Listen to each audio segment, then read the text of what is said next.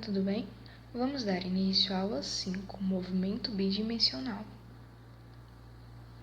O movimento bidimensional ele aborda o lançamento de projéteis, que é o movimento no ar sem uma propulsão, ou seja, sem a ação de um motor. Existem dois tipos de lançamento de projéteis, o lançamento horizontal e o lançamento oblíquo. No lançamento horizontal, é importante que você saiba que quando o corpo está situado a uma altura h acima do solo, o ângulo de lançamento é 0 graus.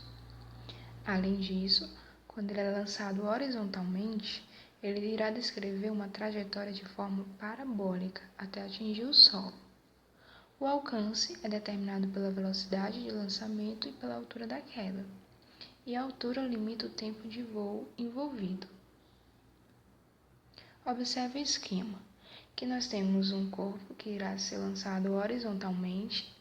Observe que o ângulo que ele faz com o eixo horizontal é 0 e ele irá ser lançado com uma certa velocidade inicial v0. Ele descreve, portanto, uma trajetória parabólica. Aqui temos alguns exemplos do nosso cotidiano de lançamento horizontal. Por exemplo, o jogador ao chutar uma bola nessa posição, ou então um avião quando ele abandona um objeto. Ele descreve, então, um lançamento horizontal e uma trajetória parabólica. Da mesma forma, quando você lança algum objeto de uma certa altura, como por exemplo esse carinha que vai chutar essa bola, e uma pessoa que está jogando alguma coisa de um prédio. Todos esses exemplos, então, são de lançamentos horizontais. Bom, no movimento bidimensional de lançamento horizontal, nós temos dois tipos. Temos MRU na horizontal e temos MRUV na vertical. Bom, o movimento vertical ele se realiza com aceleração constante, igual à da gravidade, por isso que ele é um MRUV. E o movimento horizontal se realiza com velocidade constante, que é igual à velocidade de lançamento, V0.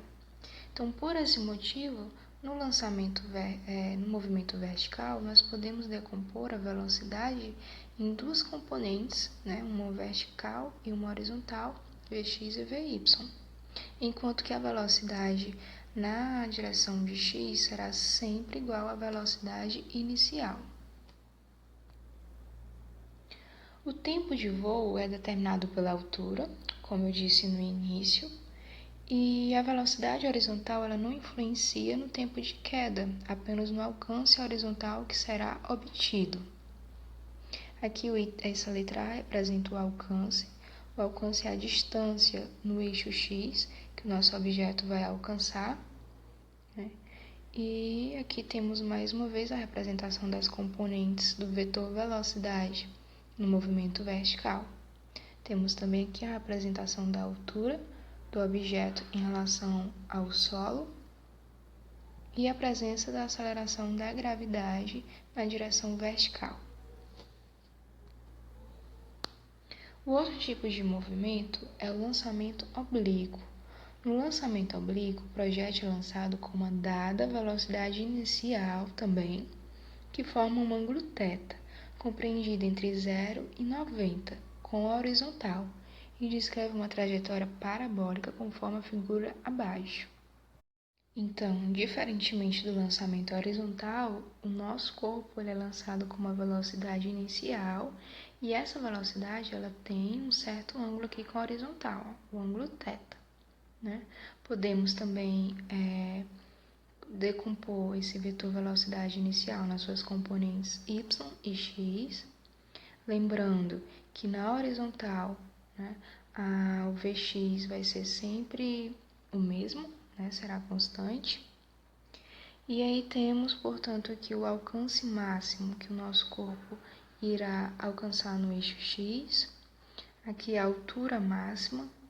Uma coisa muito importante que você tem que saber é que no ponto mais alto da trajetória, o vetor velocidade na componente vertical se anula, tá?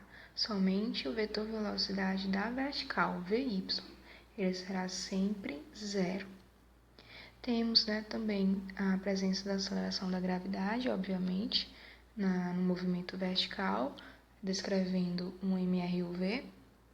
E em todos os pontos aqui da trajetória, se você quiser calcular a velocidade, temos aqui o vetor velocidade nesse ponto, que pode ser decomposto em Vx e Vy também.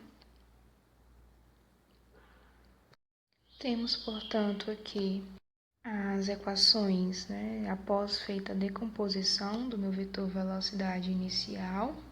Então, nós temos que a velocidade inicial no eixo y é a velocidade inicial vezes o seno de θ, lembrando que θ é o ângulo que a minha velocidade inicial faz com o eixo x. E para o eixo x aqui, a velocidade inicial horizontal ela é igual ao v0, velocidade inicial, vezes o cosseno do ângulo. Bom, em dois lançamentos que você faz com a mesma velocidade, se você colocar ângulos, né, complementares, o alcance será o mesmo. Para uma determinada velocidade, o alcance é máximo quando o ângulo de lançamento é 45 graus. E livre da resistência do ar, o tempo de subida é o mesmo tempo de descida. Como vocês podem ver, no movimento horizontal, que é o MU, em qualquer ponto da trajetória eu posso estar aplicando, portanto, a equação do nosso MU, né, onde distância é igual a velocidade vezes o tempo. Também podemos aplicar as equações do MUV para o lançamento oblíquo, né? Basta que a gente tenha uma familiaridade com esses termos. Por exemplo, o y aqui é como se fosse a altura do lançamento. Temos a velocidade inicial no eixo y, porque o MUV ele só funciona na vertical, então, portanto, o eixo y vezes o tempo, mais a aceleração sobre 2 vezes t ao quadrado. Lembrando que a aceleração aqui, ela será a aceleração da gravidade, né? Visto que a aceleração que existe no lançamento é a aceleração da gravidade. E aí temos as outras equações que provêm do MUV, e a única coisa que você vai fazer é trocar esses termos, né, para adequá-las ao lançamento de projétil. Vamos resolver uma questão de vestibular. Um canhão ele dispara uma bala com velocidade inicial igual a 500 metros por segundo em módulo a 45 graus com a horizontal. Desprezando o atrito e considerando o g igual a 10 metros por segundo ao quadrado, determine o alcance máximo horizontal da bala. Então, ele quer saber o alcance no eixo x, né, a distância que o nosso corpo, a nossa bala, no caso, irá percorrer no eixo x. Então, como a gente viu, a função horária no espaço da horizontal, ela provém lá do MU, né, onde a gente tinha a variação do espaço, que é x e x0, tínhamos também a velocidade e temos o tempo. A única coisa que mudou aqui é que essa velocidade, como nós vimos, na horizontal ela é sempre a mesma, ela é constante e é igual à velocidade inicial. Então, o alcance máximo, né, que será uma certa distância x, ela vai ser igual a 0, que é a posição inicial, ou seja, ele partiu da origem, né, do nosso eixo, mais V0x, lembrando dessa decomposição, V0 vezes cosseno de θ, então V0 vezes o cosseno do ângulo. O ângulo, a questão disse que era 45 graus, substituí e multipliquei pelo tempo. Então, x vai ser igual a 500 vezes raiz de 2, né?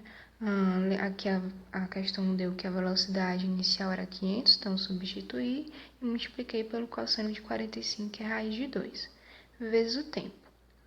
O que não deu para fazer aqui foi achar o tempo ainda, não é? Mas a gente vai encontrar no próximo passo. Então, o tempo que o projétil leva para alcançar a altura máxima, a gente vai ter que utilizar agora a equação do MRUV. Então, nós temos aqui, portanto, que a velocidade de y na altura máxima, eu já disse no slide anterior que é zero, e a velocidade inicial no eixo y é dada por essa componente aqui, v0 vezes seno do ângulo. A questão também já deu o ângulo, que é 45, menos o g vezes t. G a questão disse que era 10 e t é o que a gente está querendo encontrar.